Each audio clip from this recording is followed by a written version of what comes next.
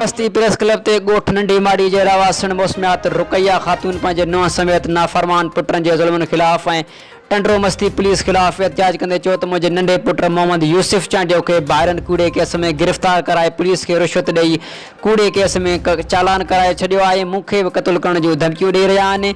इन वधीक चयो त मुंहिंजो पुट मज़दूरी कंदो हो, जंहिंखे कुझु ॾींहं पहिरियां ٹنڈومستي पुलिस ड्रिप मेयर शहर मां गिरफ़्तार करे गुम करे छॾियो आहे। 2 ॾींहंनि खां पोइ खेसि कूड़ो केस हणी जेल मोकिले छॾियो आहे, जंहिंजी मुलाक़ात थी वञण बैदि मुंहिंजा नाफरमान पुट मोहम्मद सलेमान चانڈيو अब्दुल करीम चانڈيو मूंखे मौतमार धमकियूं ॾेई रहिया आहिनि। छॾाइण जी सूरत में वरी खेसि कूड़े केस में फासाइण जूं धमकियूं ॾियनि था, जंहिंमां मूंखे मुंहिंजे पुट खे ख़तरो आहे। इन DIG Sukkur SSP Khairpur Beerus खां मुतालबो कयो त फौरी तौर नोटिस वठी मुंहिंजे नाफरमान पुटनि ख़िलाफ़ कार्रवाई कई वञे ऐं कूड़े केस में गिरफ़्तार थियल मुंहिंजे नंढे पुट मोहम्मद यूसुफ चانڈيو जी इंक्वायरी करे इंसाफ़ कयो वञे।